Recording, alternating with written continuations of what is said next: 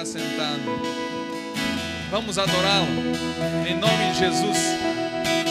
Fale para o Senhor: Senhor, eu quero estar na mesa contigo essa noite.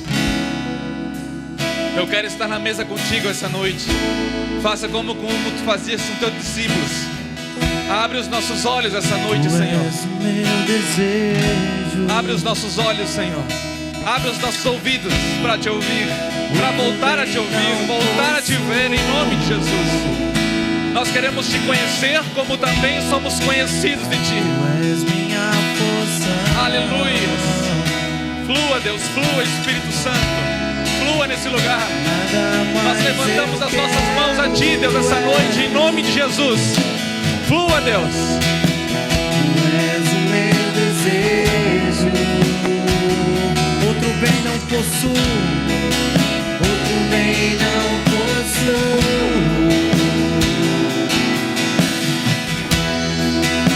Tu és minha porção.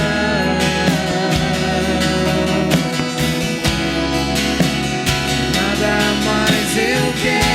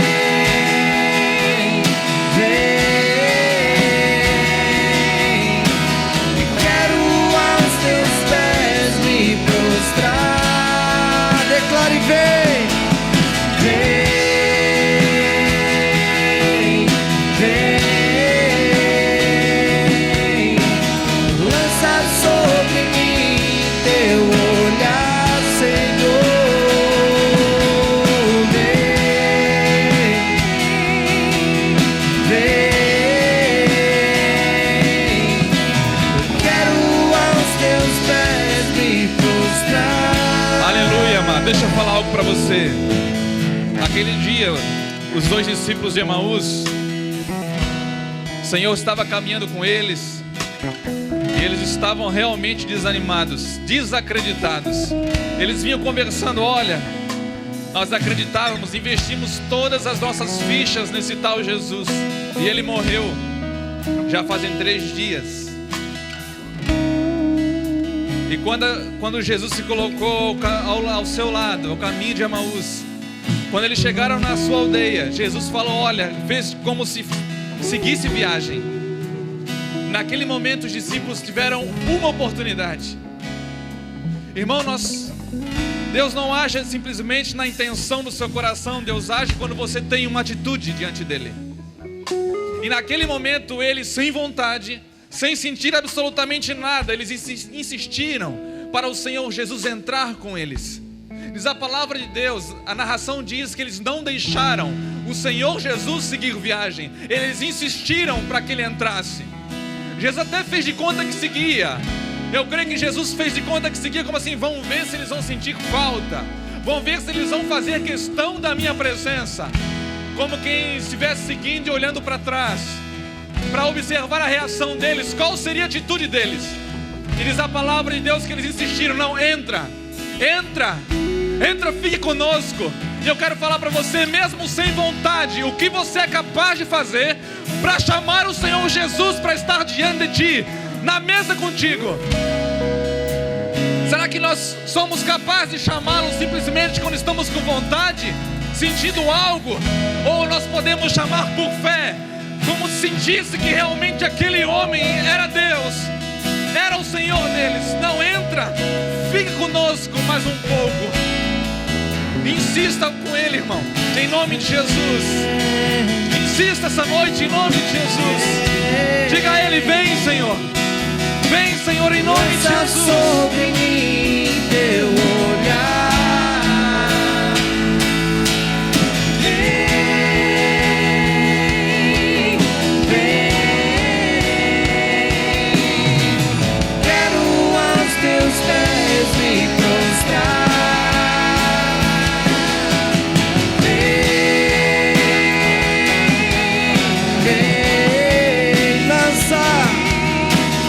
Lança sobre mim teu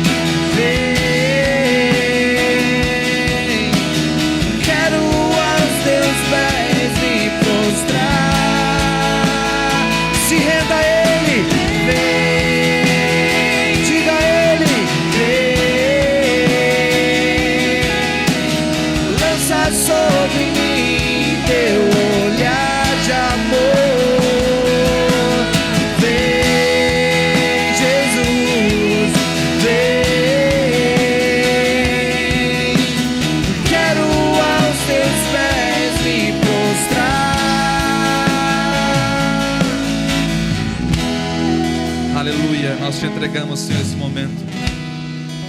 Fala conosco.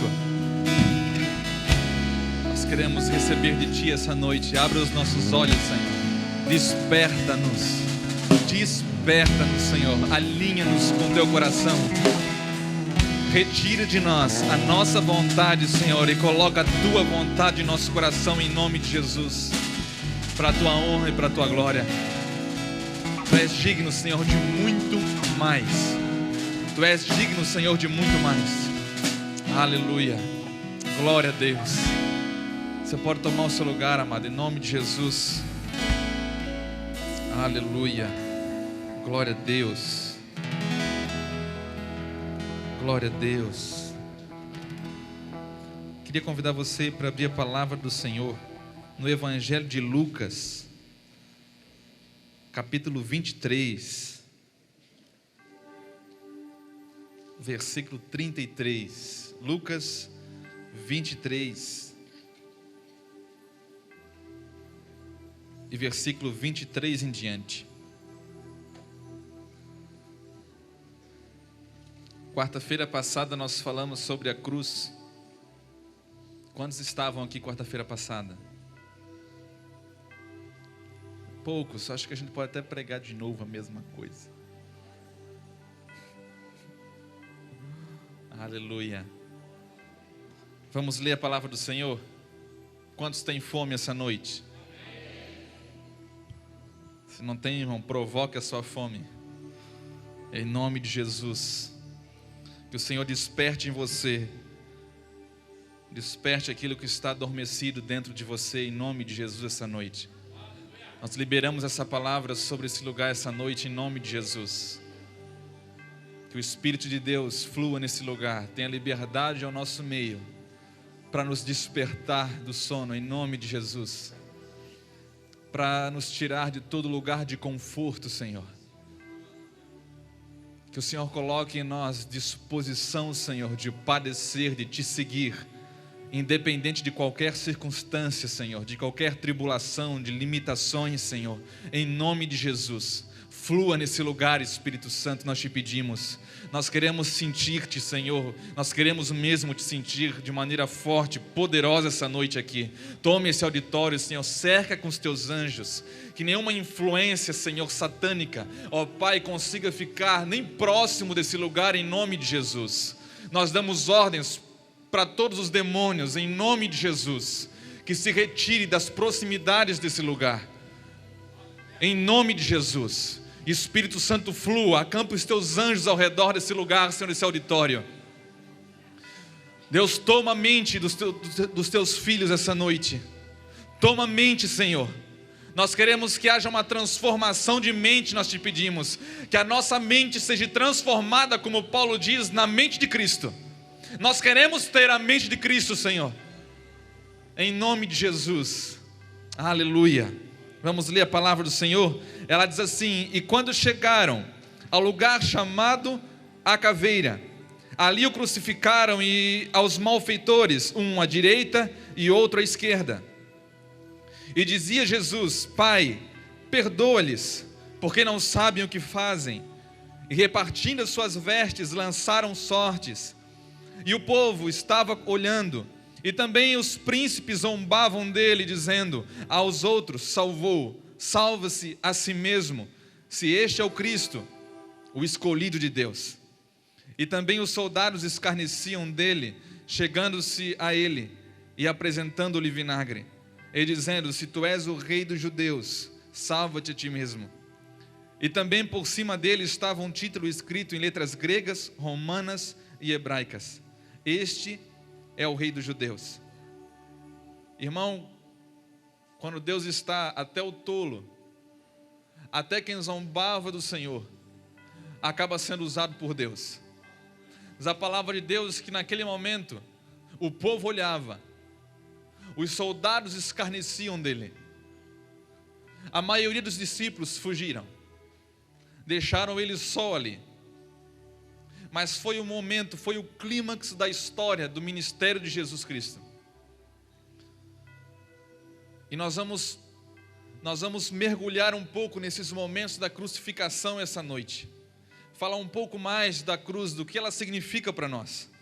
E o texto continua: e um dos malfeitores que estavam pendurados blasfemava dele, dizendo: se tu és o Cristo, salva-te a ti mesmo e a nós. Respondendo, porém, o outro repreendia-o, dizendo: tu nem ainda temes a Deus, estando na mesma condenação. E nós, na verdade, com justiça, porque recebemos o que os nossos feitos mereciam, mas este nenhum mal fez. E disse a Jesus: Senhor, lembra-te de mim quando entrares no teu reino. E disse-lhe Jesus: em verdade te digo que hoje estarás comigo no paraíso. E era já quase a hora sexta, e houve trevas em toda a terra até a hora nona. Escurecendo-se o sol, rasgou-se o véu do templo, e clamando Jesus com grande voz, disse: Pai, nas tuas mãos entrego o meu espírito. E havendo dito isso, expirou.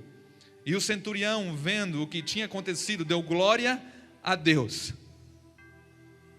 Você consegue compreender isso, irmão? O centurião, que uma hora estava blasfemando com os soldados, vendo o que tinha acontecido, deu glória a Deus. E disse: na verdade, este era um homem justo. Em outras versões dizem: este realmente era o Filho de Deus. E toda a multidão que se ajuntara a este espetáculo, vendo o que havia acontecido, voltava batendo nos peitos. Voltava sentindo talvez o peso do que havia, o que estava acontecendo naquele local. Irmãos, essa narração aqui, ela demonstra a contramão do que nós temos visto em nossos dias. A contramão da maioria dos homens que se levantam para pregar, que entram pelo caminho de ministrar aquilo que os homens têm comichão nos ouvidos. Diz a palavra de Deus que nos últimos dias, os homens, eles teriam comichão nos ouvidos para ouvir o que era bom aos seus próprios olhos, o que era bom para a sua própria vida. E eles procurariam levantar para si mestres, procurariam levantar para si pastores, apóstolos, profetas, que se levantariam e falariam exatamente o que eles realmente queriam, aquilo que o povo está buscando. E para cada povo, irmão, Deus libera um homem de acordo com a necessidade e a busca deles. Quando o povo enjoou de Deus, olhou para as nações, se cansou do Senhor e falou para Deus: olha, nós cansamos. Nós não queremos mais ser guiados por Ti, nós queremos ser guiados como todas as outras nações pagãs são. Nós queremos ter um rei nosso, como nós, que fale a nossa língua, que sinta o que nós sentimos. Sabe o que Deus fez? Deus sentiu a traição do povo, mas Ele deu Saul. Para toda a plateia, Deus sempre vai liberar, irmão, e vai permitir que se levante o palhaço. Quando o povo quer ouvir, quando o povo rejeita e decide fechar os seus ouvidos para o Senhor, Deus não vai ficar insistindo. O que Deus quer é uma atitude como aqueles discípulos ao caminho de Emaús que insistam: entra e por favor fale conosco, entra e ceia conosco, que nós não aguentamos mais. Talvez você está desanimado, angustiado, talvez você não sabe nem porquê, mas você está angustiado. Talvez isso é até um despertamento de Deus na sua vida. É Deus provocando a sua fome, é Deus provocando você para que você levante e dê uma resposta ao clamor dos céus. Deus não ia deixar aqueles discípulos no engano. Deus conhecia o coração deles, que eles estavam aflitos não é por falta de sinal como os judeus, não era por falta de sabedoria como os gregos, mas era porque eles estavam ansiando o Senhor deles que havia sido pregado na cruz do Calvário. Há 3 dias eles estavam esperando o Senhor Jesus. Chegou o 3º dia e nada, e eles estavam angustiados. Deus falou o quê? Vai lá e toma-os para ti. Porque Jesus, irmão, não perde nenhum daqueles que o Pai dá para Ele. E é assim que Ele fala que o Pai é glorificado: Pai, eu te glorifico, porque eu não perdi nenhum daqueles que tu me destes. Está escrito assim. E é exatamente essa disposição, essa atitude, esse princípio que Deus vai despertar dentro de mim e de você é não ter medo de perder. Você não precisa ter medo de perder. O medo de perder algo, ele engessa você. As maiores negociações que o homem pode fazer, as suas negligências, normalmente elas acontecem quando ele é tomado por medo. Sabia disso? Quando o homem é tomado por medo, ele negocia princípios e valores. Mas Deus está falando, você não precisa ter medo de nada, porque o amor lança fora todo medo. Assim como o dom sem amor de nada é, assim também, irmão, quando você tem amor, até o medo vai embora. E o que fica é uma forte convicção daquilo que Deus pensa ao seu respeito, daquilo que Deus tem para a sua igreja, daquilo que Deus tem para a sua família, daquilo que Deus tem para o seu ministério. E nós vamos ver hoje alguns efeitos que a cruz ela causa na nossa vida. Irmão, hoje nós vivemos em dias que há tanto anseio por poder. Hoje, à tarde, eu fui levar uma pastora maravilhosa na rádio, a minha esposa. E claro, estava pensando que estava falando de quem? É lógico que é ela. E eu fui lá e eu fiquei ouvindo algumas músicas. E eu acho que era só para rir que botaram uma música lá. Mas eu fiquei analisando aquela letra e um pouquinho, eu fiquei lembrando, meditando na inologia que a gente tem dentro dos nossos templos. E tinha uma canção que tocou que fala: me dá minha bênção, me dá minha bênção, me dá minha bênção, Deus. E ficava insistindo, irmão. Irmão, esse talvez é um dos lugares mais distantes de Deus que você pode estar quando você começa a falar assim. Eu também acho. Eu nem acho, tenho certeza. Quando você chega nesse ponto, irmão, é um momento que você tem que se preocupar muito. Porque é mais do que palavras, é uma disposição de coração. Porque quando Jesus se manifestar no último dia, quando você estiver diante dele, ele não somente vai julgar a sua palavra, mas principalmente, diz a palavra de Deus, que ele vai manifestar todos os segredos do coração do homem. Então todos os segredos do seu coração, que muitos deles são manifestos pelas suas palavras, manifestos pelo que nós cantamos, pelo aquilo que nós reivindicamos na sua presença. Nós esquecemos que ele é Rei dos Reis e nós somos os seus servos, seus súditos, que o mesmo Deus que fulminava dentro do Santo dos Santos, ele continua do mesmo poder, da mesma forma, atraindo para si, mas exigindo a mesma referência, o mesmo cuidado, o mesmo zelo, o mesmo ânimo, a mesma fidelidade. Tem gente que pensa que porque nós estamos agora na época da graça, nós podemos entrar no Santo dos Santos parecendo que nós estamos num baile de carnaval,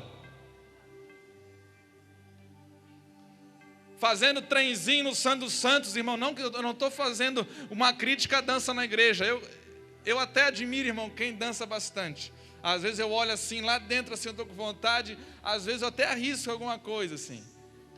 Só dentro do meu quarto eu me solto, mano.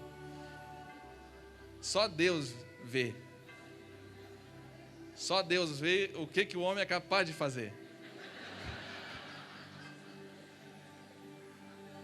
Mano. Então nós esquecemos que Deus, ele continua do mesmo zelo. A única diferença é que a misericórdia triunfa sobre o juízo. Que quando Deus olha talvez para mim e para você e sente vontade talvez de fulminar o seu povo, ele lembra de Jesus.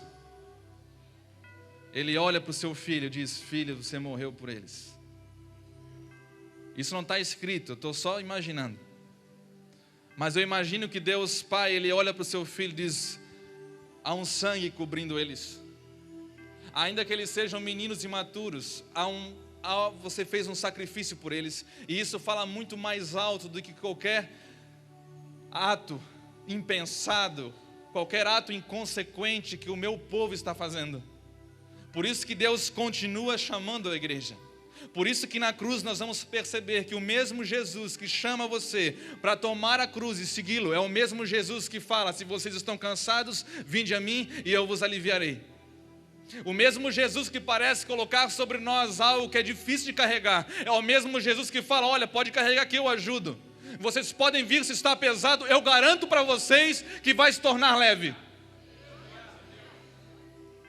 Muitos de nós pensamos que a cruz é um sacrifício horrível. Não, mas a cruz não é um sacrifício horrível, porque o fardo que você recebe na cruz, o alívio que você recebe na cruz, quando os seus pecados são retirados de você, o seu jugo se torna muito mais suave, muito mais leve do que aquele que o diabo põe sobre você no mundo, quando você não consegue dizer não mais para as suas concupiscências, para as suas paixões.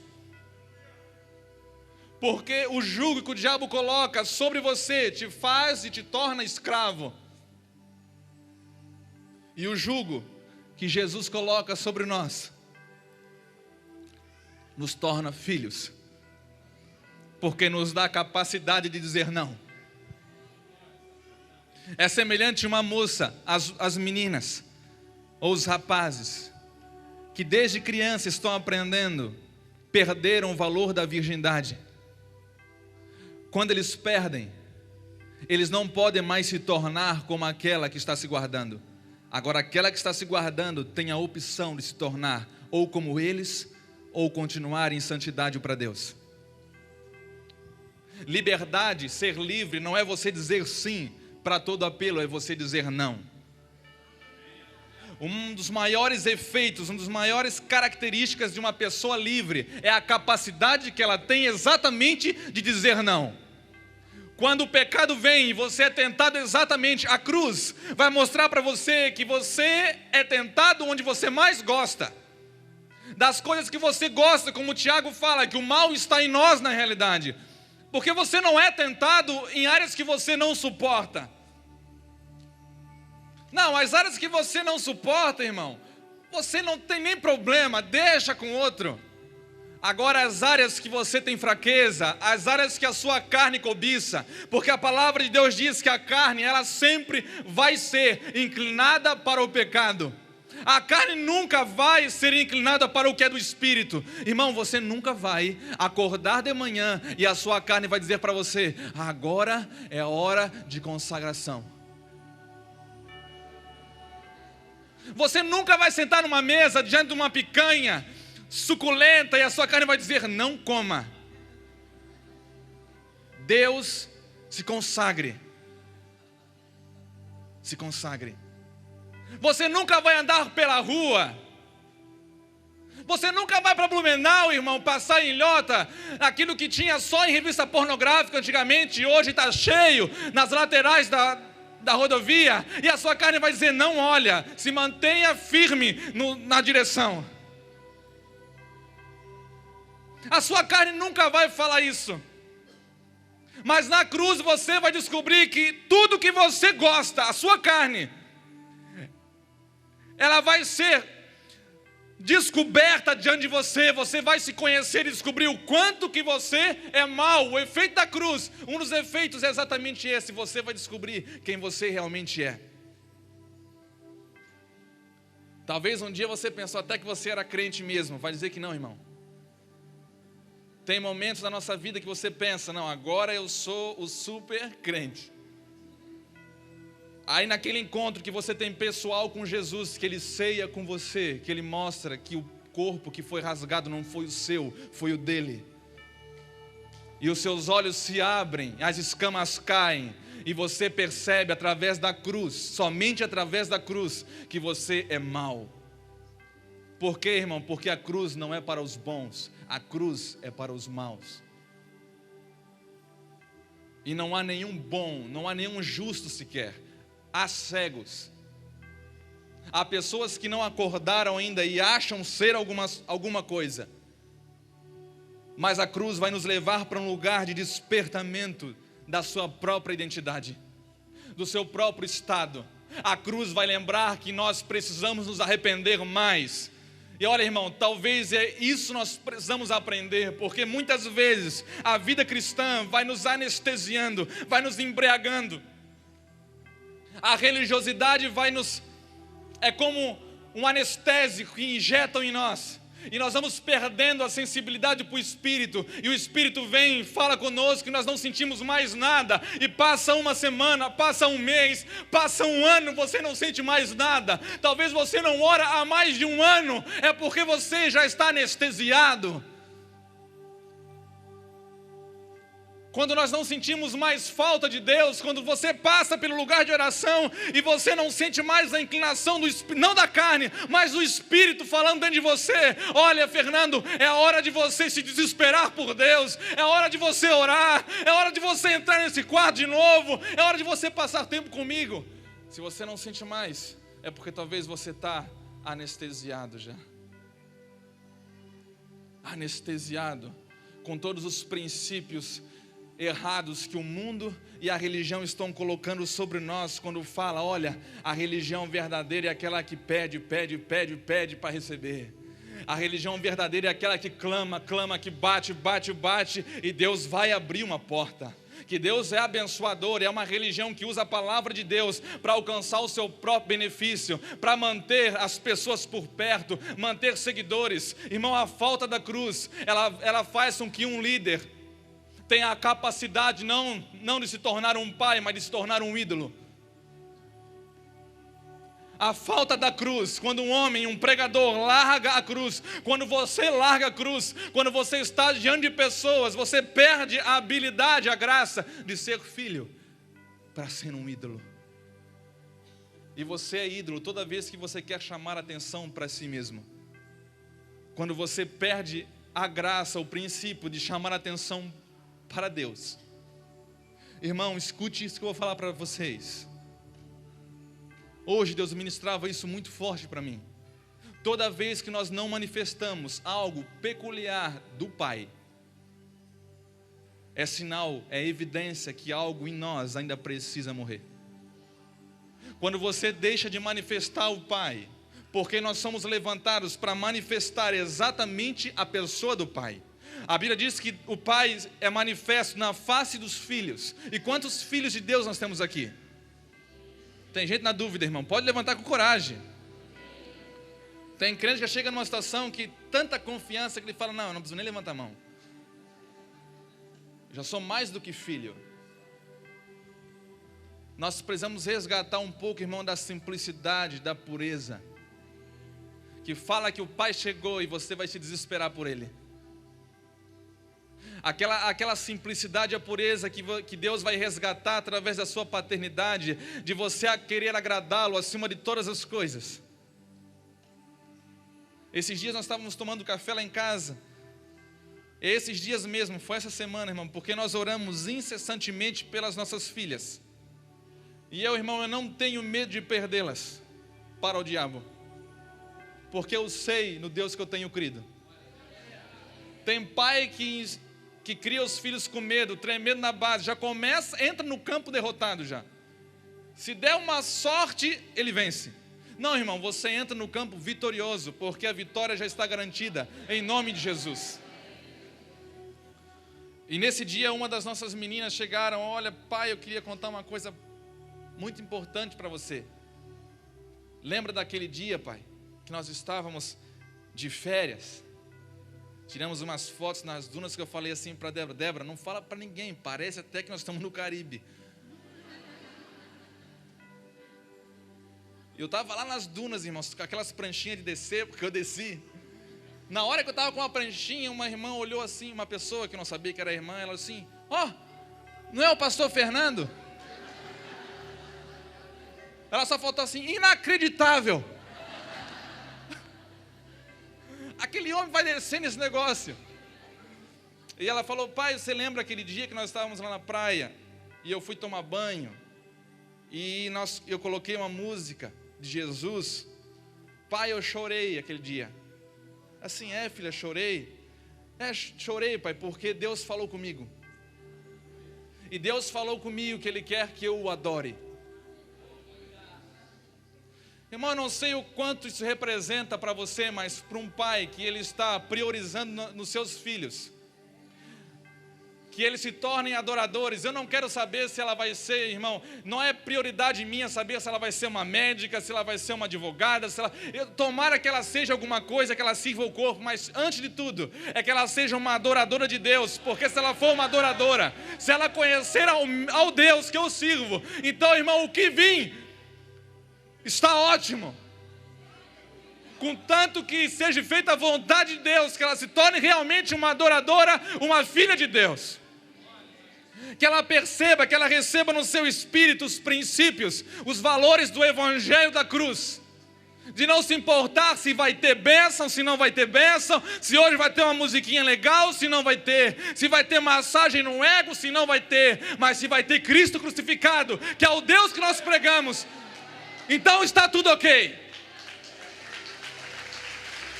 É esse Evangelho que Jesus, que Deus está esperando que os homens preguem. Porque não é em outro lugar que os filhos são reconhecidos. Não é em outro lugar. A narração que nós lemos fala que Jesus foi crucificado naquele dia. E o soldado, depois que o véu rasgou, Jesus expirou. É somente na cruz que você um dia pode dizer para o Pai: Pai, eu entrego o meu espírito. Irmão, como eu quero falar isso um dia. Eu não sei aonde eu vou estar, mas eu sonho com esse dia de que eu vou falar: Pai, está consumado.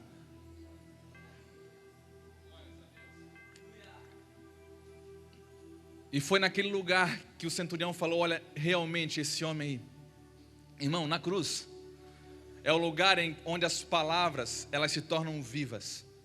Tudo que Jesus falou acerca do seu Pai, todas as palavras de amor, tudo que ele falou da ternura do seu Pai, do reino de Deus, quando ele chegou na cruz, muitos homens que estavam ali zombando e rindo dele, dando vinagre na boca dele, para muitos homens as palavras deixaram de ser palavras. Eles saíam depois batendo no peito, como se falassem: o que nós fizemos? Ele estava conosco e nós não acreditamos nele. O que acontece hoje, irmão, é que muitas pessoas olham para nós, e me desculpe, mas muitas pessoas olham para nós e não conseguem ver em nós filhos de Deus. Porque muitos de nós precisamos ainda nos arrepender. Talvez arrepender daquilo que eu estava falando antes, eu parei. Arrepender de não ter mais momentos de arrependimento. Se arrepender de não conseguir mais se arrepender. De ter um coração tão engessado, produzido pelo mundo, por princípios e valores que nós vemos todos os dias. E princípios e valores disseminados por uma religião, por homens que não fazem questão de gerar filhos, mas fazem questão de seguir, de gerar idólatras. Porque, irmão, eu quero falar uma coisa para você. Quando você prega o Evangelho, se você prega o Evangelho da cruz, você está apresentando o Pai. Mas quando você prega um outro Evangelho, você apresenta qualquer coisa, menos o Pai. Nós não temos como apresentar o Pai fora da cruz, porque quando nós ainda estamos bem vivos, o Pai não aparece. O Pai não aparece em nós. Quando você não está na cruz, talvez aquele homem que era um adúltero ainda está bem vivo aí. Talvez aquele homem que era um baita de um mentiroso ainda está bem vivo aí. Quando você não está na cruz, aquele homem ou aquela mulher que é viciada em pornografia ainda está bem vivo aí. A cruz é tão bênção, que quando você carrega, ela vai se encarregar de te despertar em muitos lugares. Quando você estiver andando e se sentir tentado, irmão, você vai lembrar que você está carregando: opa, eu estou com a minha cruz. Agora, quando que um homem solta a sua cruz, porque você pode abandoná-la em algum momento, é quando você é governado pelos seus princípios, seus próprios princípios e valores. Quando a sua carne te governa, quando ela diz faz e você faz, quando ela diz vem e você vem, quando ela diz vai para lá e você vai. Agora Paulo diz: miserável homem que sou. Em Romanos ele fala isso: miserável homem que sou, porque com a carne eu sirvo a lei do pecado, mas com o Espírito eu sirvo a lei de Deus. Paulo não está falando que uma hora ele serve a carne e uma hora ele serve o espírito. Ele está falando a minha carne. Deixa eu parafrasear para você. A minha carne sempre vai servir ao pecado, mas eu vou esmagá-la na cruz, porque com o espírito eu vou servir ao Deus dos céus. Com o espírito eu vou ouvir o que os céus estão falando. Com o espírito eu vou servir a Deus. Com o espírito eu vou dizer não para a carne.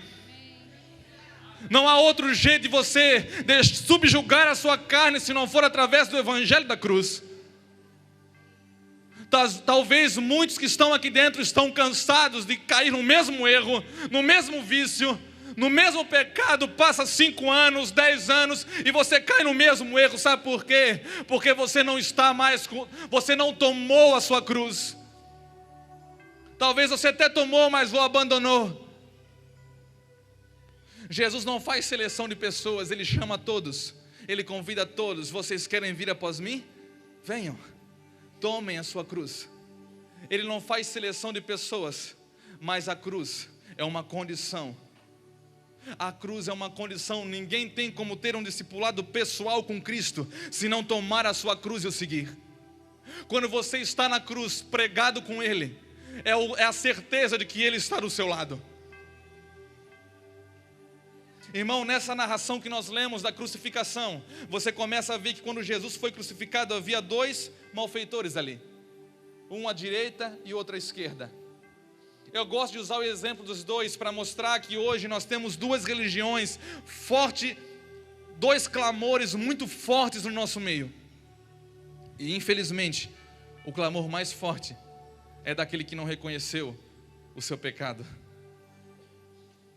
É daquele que entrou no mesmo clamor da multidão e ele olhou para Jesus e falou: olha, Jesus, a oportunidade que esse homem perdeu. Jesus, se tu és filho de Deus, livra-te da cruz e a nós também.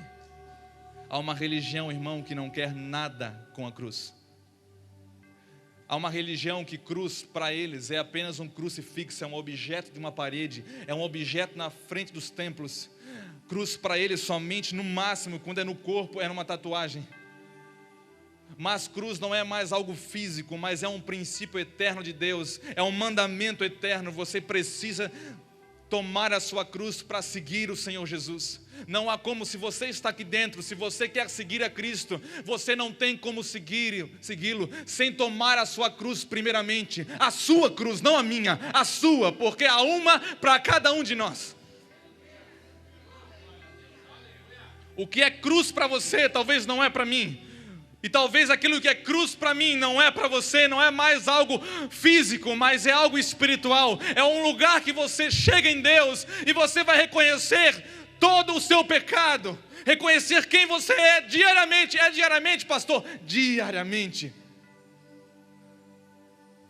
Aquele que nega a si mesmo, toma a sua cruz e siga-me. Essa é a condição. Jesus não faz acepção de pessoas, mas Ele seleciona aqueles que o desejam de verdade. Você não está falando sim para Deus quando você se nega. Você está falando sim para Deus quando você se nega e quando você toma a sua cruz. A cruz é o lugar que a paternidade de Deus, escute isso, irmão. A cruz é o lugar onde a paternidade de Deus é revelada em sua plenitude. Sabe por quê? Porque na cruz você descobre o que Deus é capaz de fazer por sua causa. O que um pai é capaz de fazer para salvar e resgatar seus filhos. Na cruz você descobre até onde Deus pode ir pela sua igreja. Irmão, eu quero falar, se você se acha louco, muito mais do que você, Deus é, porque Deus, irmão, é aquele que olhou para o seu único filho, primogênito, unigênito, e falou: olha, chegou o momento de nós fazermos alguma coisa para resgatar uma multidão de filhos. E quando Deus olha para o seu filho inocente, sem nenhum pecado, Deus disposto a se esvaziar para satisfazer a vontade do seu Pai, Ele está cometendo algo que nós não entendemos com a nossa mente natural.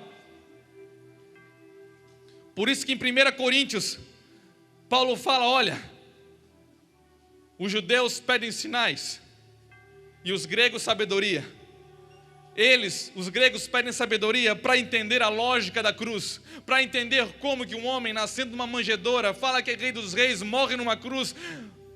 Não, ele deve estar louco. Certo não é um homem desse que fala que é rei dos reis, e pior é aqueles que acreditam ainda, porque falam que o seu rei nasce numa manjedoura, anda não em carruagem, mas em cima de uma mula. Eles queriam entender como que Jesus, a ressurreição dos mortos, como isso?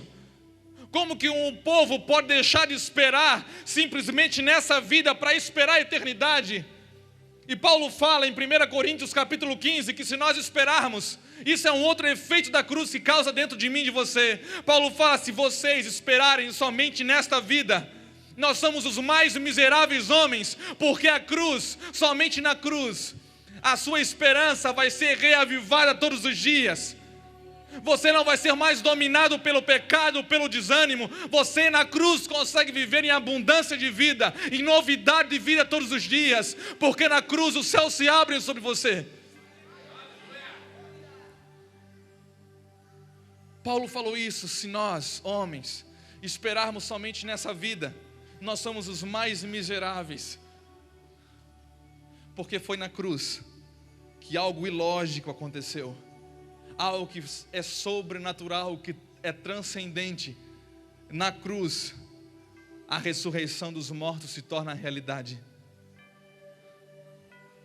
Na cruz, como nós falamos ontem à noite, o apóstolo Luiz falou, na cruz foi que os seus pecados, Jesus toma das mãos do diabo a sua dívida.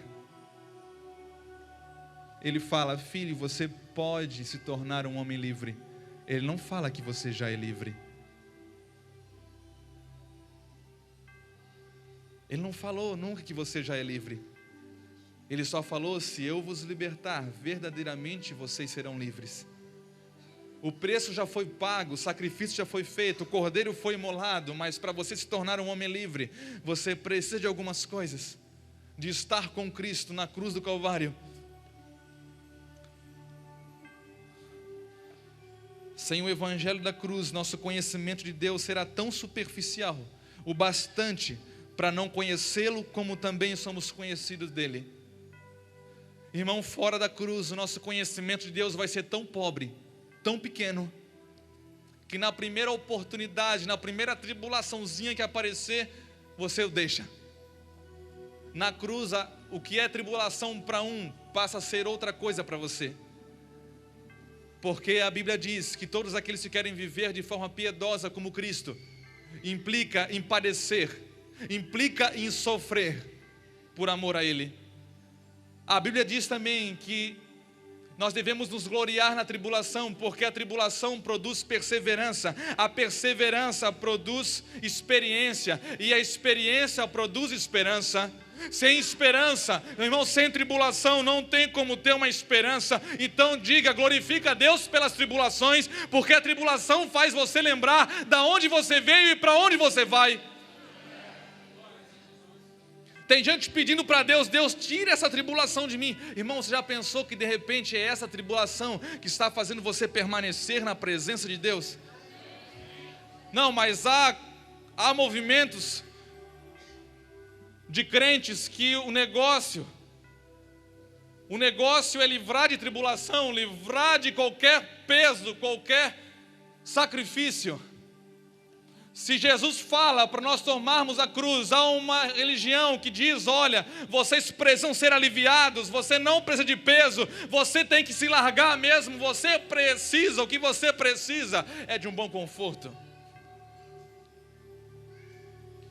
Para muita religião, a cruz é no máximo aquelas cadeiras de massagem que nós vemos hoje nos shoppings.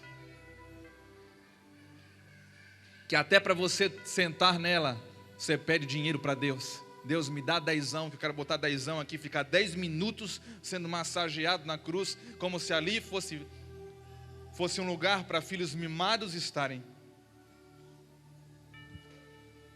Quando você conseguir parar de pedir e permanecer com Deus, talvez você vai estar chegando no lugar que Deus quer que você chegue.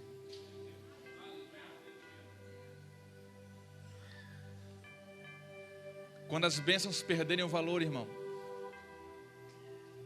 e Deus tiver o valor sobre todas as coisas. Porque, irmão, eu tenho 2 filhas pequenas, e eu sei que quando elas são meninas e pensam como meninas, estão tomando leite ainda espiritual, as coisas têm valor para elas. A bênção tem valor.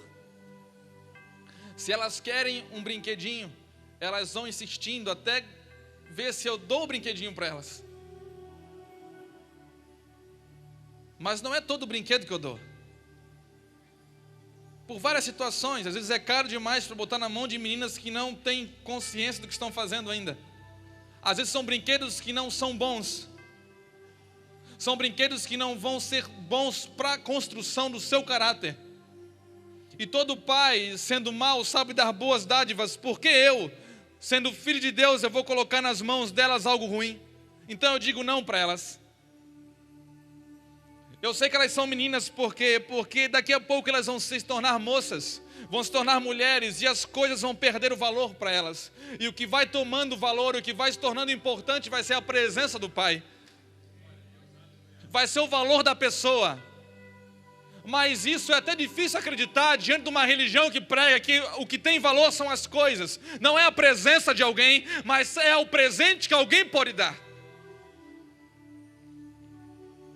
E o presente que Deus deu para nós não foi algo dentro de uma embalagem bonita. O presente que Deus deu não é algo que você pode dizer o quanto custou. O presente que Deus deu para nós não foi algo que os homens, quando receberam, eles puderam mostrar para o outro: viu como é bonito meu presente? Não é um presente que gera competição e alimenta o ego, mas foi o presente através de uma pessoa que o sangue escorria no seu corpo, que as marcas estavam abertas, as feridas estavam abertas por minha causa e por sua causa. Era um presente que não dava gosto de mostrar para ninguém, porque todo mundo estava lá esperando um rei, e o que veio foi um homem que se dizia filho de Deus, todo sangrando e as marcas no seu corpo, que não podia nem se livrar da cruz, porque ele resolveu obedecer e até a morte. Um ato de completo esvaziamento de si, dos seus atributos divinos. Jesus podia descer da cruz no momento que quisesse. Jesus podia comer as pedras sendo transformadas em pão a hora que ele quisesse. Mas ele escolheu dizer não. Sabe por que ele escolheu dizer não? Porque ele sabia qual era a vontade do seu Pai. Sabe por que muitas vezes nós falamos sim para tantas coisas? Porque nós não sabemos qual é a vontade de Deus. Nós não o conhecemos como nós deveríamos conhecê-lo. E só há um lugar que você pode permanecer e continuar o conhecendo, que é na cruz do Calvário. Irmãos, eu quero ler mais um texto só. Deixa eu ler mais um texto com vocês. Abre lá em 2 Timóteo, capítulo 1.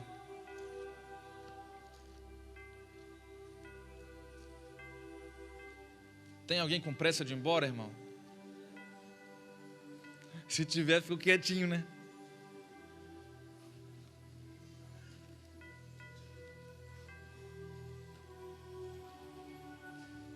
Segunda Timóteo, capítulo 1.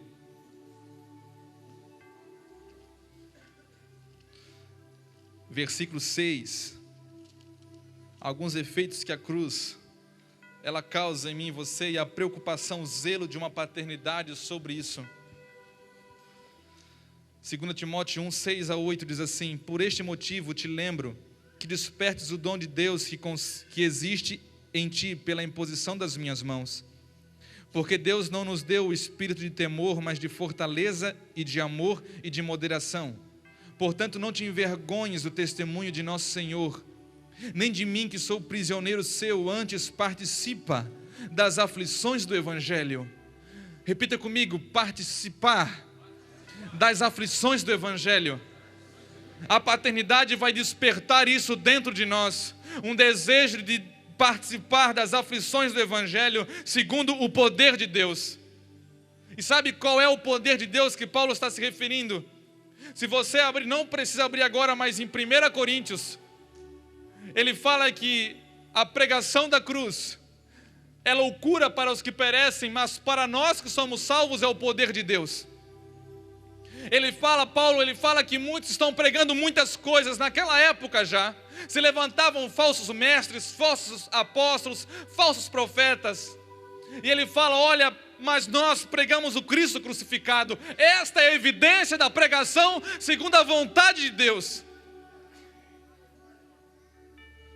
E Paulo aqui, sendo pai espiritual de Timóteo, de ter gerado esse homem, ele fala a Timóteo, diante do que ele estava vendo na igreja dos seus dias, ele tinha talvez o perigo de tomar dois caminhos.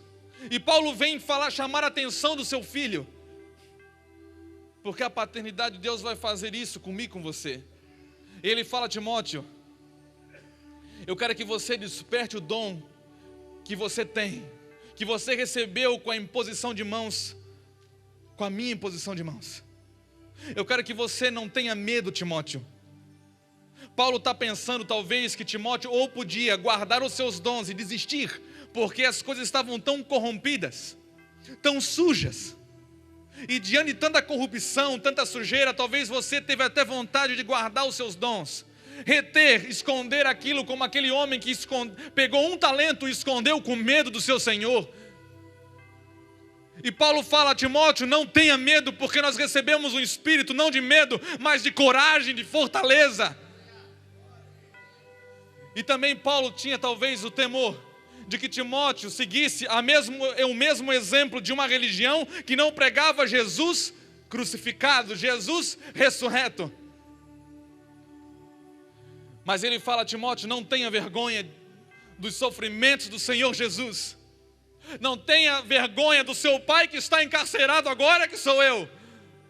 Ele fala, ou seja, os seus dons só vão ser canalizados para Deus, conforme a sua vontade, quando você entender e ter a coragem de servir ao Senhor Jesus, como eu também sirvo, não tendo vergonha de ser esbofeteado, não tendo vergonha de ser prisioneiro, não tendo vergonha de ser chicoteado, não tendo vergonha de ir para a faculdade e ser zombado pelos amigos, não tendo vergonha de passar talvez necessidade por amor a Jesus. A cruz desperta isso dentro de nós. A cruz faz com que o jovem, esses dias eu li algo muito interessante, eu gostei demais. A cruz faz com que um jovem, quando ingressa numa faculdade, antes de ser um aluno, ele é um missionário.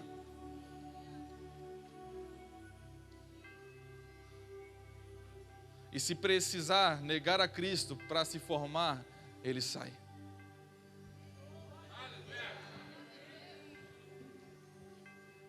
A cruz faz com que um casal de namorado, talvez um deles está se guardando, e se um falar que se para casar é necessário que ele entregue aquilo que há de mais puro que esteja guardando, ele termina. Sem a cruz, nós temos vergonha de todo o sacrifício que Jesus fez. Sem a cruz, Timóteo nunca ia olhar para Paulo e tomar o mesmo exemplo. Portanto, não te envergonhes do testemunho de nosso Senhor, nem de mim, que sou prisioneiro seu. Antes, participa das aflições. Paulo está falando, filho, tu tens pai. Olha para o seu pai e veja o que eu estou vivendo. Aí você vê a ausência de paternidade na igreja brasileira. Você vê como você começa a perceber como nós estamos carentes disso. Que quando nós estamos pregando que Deus está levantando mesmo homens que vão manifestar a paternidade de Deus, você começa a entender o que Paulo estava querendo fazer com Timóteo. Porque um homem que tem a paternidade de Deus, que manifesta a paternidade na sua vida, que quando os filhos olham para a sua face e começam a enxergar alguns atributos de Deus ali, muito claros, porque o filho manifesta o pai. Quando os homens pediram para o Senhor Jesus, seus discípulos, olha, mostra-nos o pai, Jesus falou, olha, vocês estão pedindo o quê? Eu estou há tanto tempo convosco, quem vê a mim, vê o pai também. E o que talvez hoje a igreja precisa é de homens dispostos a sofrer o que for preciso. Porque, meu irmão, não tem como viver o evangelho hoje se você não estiver disposto a padecer. Você pode viver qualquer coisa, menos o Evangelho do Senhor Jesus, menos o Evangelho. A cruz vem confrontar um público desviado. A cruz vem nos chamar ao arrependimento novamente. A cruz vem mostrar que o que foi pecado ontem permanece pecado hoje também. Sem a cruz nós nos modernizamos. Sem a cruz nós começamos a nos adaptar com o mundo, a tomar o mundo como referencial. Se o mundo está se prostituindo aos públicos, mas nós estamos nos prostituindo às escondidas, nós somos melhores. Por muito tempo, só era promíscuo os casais que estavam se abrasando publicamente. Mas muitos crentes, talvez, eu, você, participamos disso, mas nas ocultas, sem ninguém perceber, e nós achávamos que nós estávamos fazendo um grande negócio. Mas a cruz vai mostrar exatamente o contrário, que o que é pecado ontem permanece pecado hoje também. Não tem como fazer concessão na cruz, não tem como negociar princípios e valores na cruz. O que é mentira sempre vai ser mentira para Deus. O que é infidelidade para o seu Senhor sempre vai ser na cruz, porque os pecados estão cravados lá. O que é pecado, irmão. O que é pecado está cravado na cruz e sempre vai ser pecado. Não tem como você ir na cruz e buscar aí, não, prostituição, dá uma rabiscada aí, pois só quando for na frente de todo mundo. Adultério, risca adultério. Não tem, irmão, como fazer isso, porque Jesus tirou a lei de fora e botou dentro de você. E Jesus falou: olha, vocês achavam que adultério era só quando a pessoa consumava o fato. Agora eu falo para vocês, achava que eu ia aliviar. Agora, Jesus só mostrou que não tem como ser crente, irmão, fora desse lugar. Porque agora não é mais preciso você deitar com alguém para cometer adultério. Agora, se você olhar para uma mulher com intenção errada, impura, você já cometeu adultério. Sabe que lugar que você está protegido disso? Na igreja? Não, irmão. Na igreja você não está protegido disso, de maneira nenhuma. Às vezes até exposto a muitos perigos, porque tem, irmão, situações dentro de igrejas. Eu não vou falar porque vou alongar muito. Mas há situações, irmãos, que você só tem um lugar que você está plenamente protegido: na cruz. Na cruz. É na cruz que você vai conseguir fechar os olhos, irmãos, para muita coisa. É na cruz que você vai conseguir, mesmo com o coração sentindo vontade de odiar o outro irmão, você vai sentir desejo agora na cruz e a convicção de que você precisa amá-lo. Não é hipocrisia, mas é você buscar esse irmão mesmo chateado, entristecido com ele, e falar: eu vou te perdoar, porque eu sei quem é o meu Deus. Não é aquele perdão sem vergonha que nós damos muitas vezes, principalmente o marido quando briga com a mulher, ou a mulher briga com o marido: olha, eu vou pedir perdão, mas olha, tu errou, hein? Eu vou pedir perdão. Irmão, quem nunca pediu um perdãozinho desse? Até você cair a ficha e perceber a besteira que você está fazendo, de ficar 5, 10 horas brigando, fica bicudinho com outro 2, 3 dias, e você, na realidade, a briga é para ver quem vai ceder primeiro, é para provar que o outro é culpado. Não, irmão, quando você tem uma consciência da cruz, o culpado é você. Ah, mas a minha reputação, na reputação, irmão, que reputação na cruz? Se Jesus entregou a dele, por que você quer a sua? Ah, direito, pastor, não, o pastor não conhece a minha esposa, nem quero conhecer, irmão, eu tenho a minha, e cada um tem a sua. Fique com a sua que eu fico com a minha. Negócio fechado. Mas você quer escutar uma boa, irmão? Se Jesus fala para o marido amar a esposa como ele amou a igreja, quando você tem consciência disso, eu quero falar que muitas vezes o marido vai ter que se humilhar por amor ao que ele acredita, por amor ao Deus que ele serve. Ah, mas a mulher está errada. Interessa que ela está errada, querido. Interessa os efeitos que a cruz está causando dentro de você. A mulher está bicuda e você vai lá, vai lavar uma loucinha ainda, irmão. Vai lavar uma loucinha para servir ainda. Não, mas isso não é ser macho, mas não é ser macho mesmo. Jesus não morreu na cruz para te transformar num macho. Jesus morreu na cruz para nos transformar em filhos. É em filhos que Jesus morreu na cruz. E você não vai lavar louça, irmão, para fazer ela feliz. Primeiramente, claro que vai ser uma consequência. Você ainda vai ganhar com isso ainda. Você vai lavar uma loucinha porque o seu pai colocou no seu coração. Vai lá, filho. Vai lá. Lava a louça. Deixa de ser durão. Deus transforma, irmão. Deus transforma pedras em filhos de Abraão. Na cruz você vai agradecer todos os dias no que Deus tem transformado você. Você vai olhar para trás e vai falar: meu Deus, eu não acredito que Deus fez isso com alguém, porque não merecia.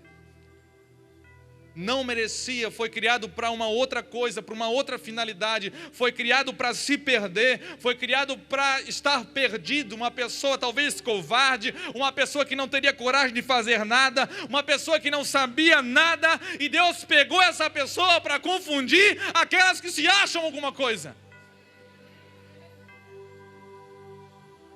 Aquelas que se acham alguma coisa. Irmão, o que foi pecado ontem continua pecado hoje.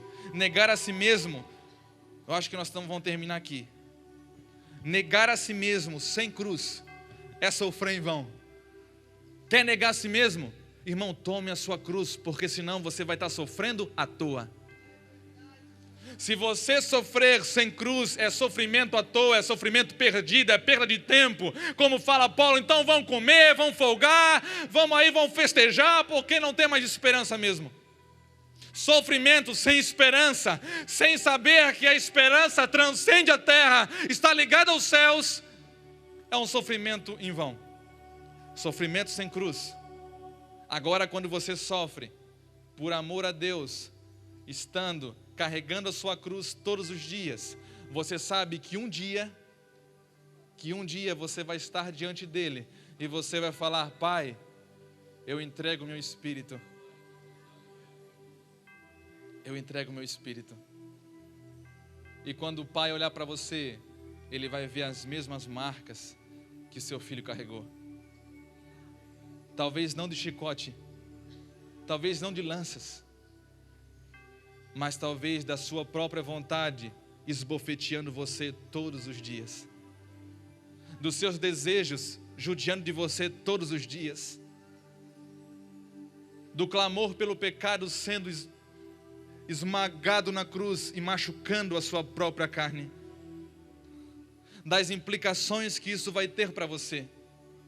Você vai poder mostrar isso diante de Deus, Pai, vai falar: Pai, eu entrego meu espírito. Você vai seguir o mesmo modelo que Cristo. Você vai ser o seu imitador. Na cruz, a cruz é um lugar de entrega, não de reivindicações. Por favor, não reivindique nada para Deus. Me dá minha bênção, me dá minha bênção. Não, irmão, quem fala isso não está na cruz. A cruz é um lugar de entrega e sempre vai ser. Na cruz Jesus se entregou por nós, se esvaziou completamente. Jesus não tomou a sua vontade, mas a vontade de Deus, porque Ele teve ciente todos os dias da sua vida que o seu caminho era o caminho da cruz. Qual é o seu caminho, irmão? É o seu caminho ou é o caminho da cruz? Jesus foi tão bom que Ele abriu o caminho, a picada para mim e para você. E Ele falou: vocês querem? Vocês querem? Vocês querem ser livres? Ele falou isso da cruz. Vocês querem ser livres? Tome a sua cruz. E se você achar pesado, pode vir que eu alivio. Pode vir que eu alivio. O mesmo Jesus que falou: tome a sua cruz, é o mesmo Jesus que em lágrimas, que movido por amor, Ele fala: vós que estáis cansados, vinde a mim. Todo crente, irmão, sem a cruz para o céu nada é. Todo crente sem a cruz para o céu nada é. Para o inferno é um instrumento a ser usado. E para uma igreja adormecida em seus sentidos é um ídolo em potencial. Todo crente. Ah não, esse negócio é para quem prega. Não, irmão, é para todo crente. Todo mundo gosta de ser adorado naturalmente.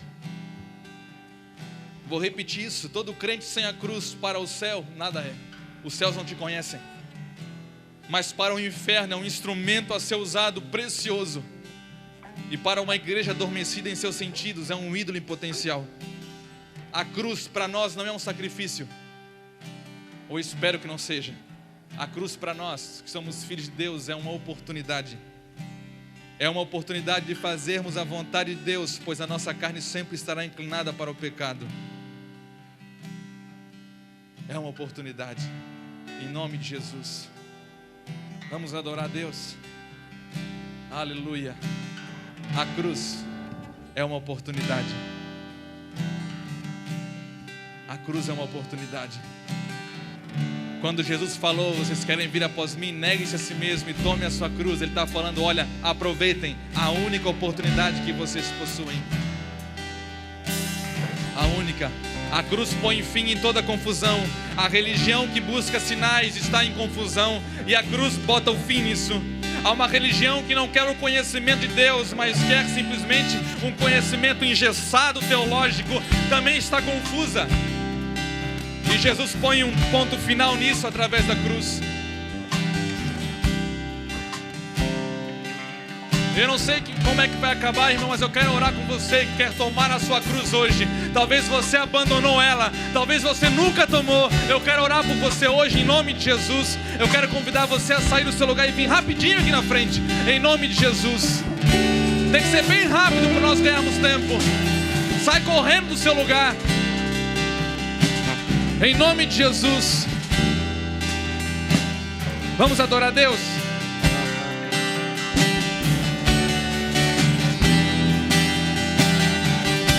Eu nunca saberei, eu nunca saberei o quanto custou ver meus pecados naquela cruz. Eu nunca saberei o quanto custou ver meus pecados naquela cruz.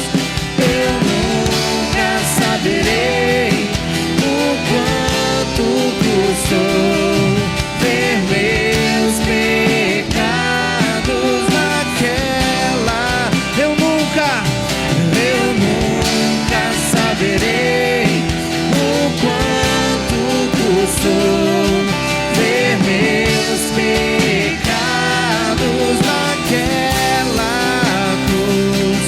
Eu nunca saberei o quanto custou ver meus pecados naquela cruz.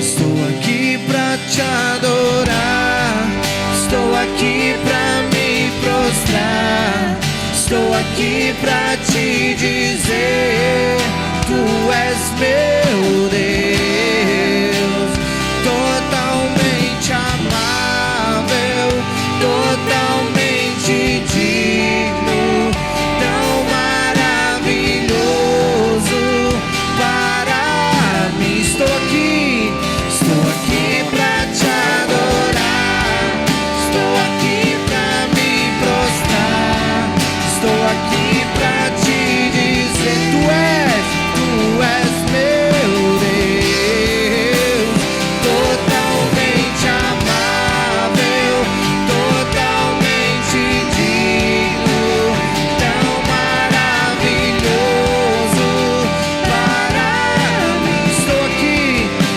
aqui pra te adorar, estou aqui pra me prostrar, estou aqui pra te dizer: tu és meu Deus, Aleluia. totalmente amável. Aleluia, Deus, nós te adoramos.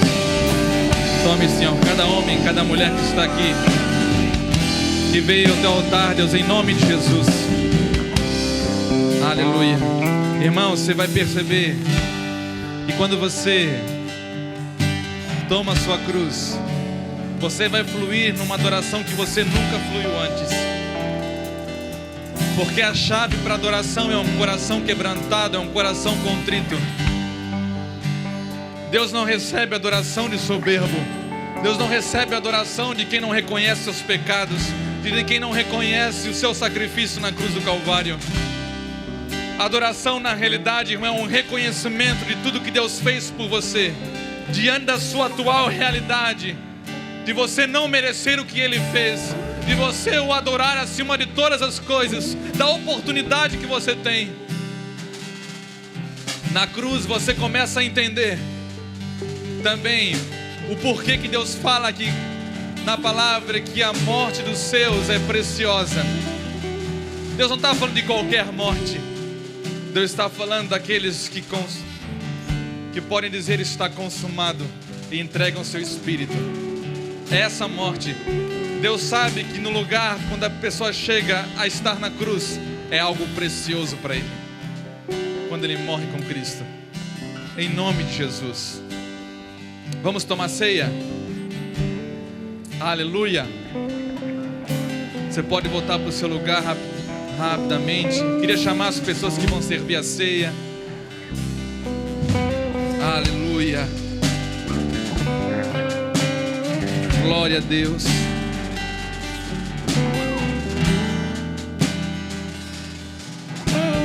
Pode tomar o seu lugar.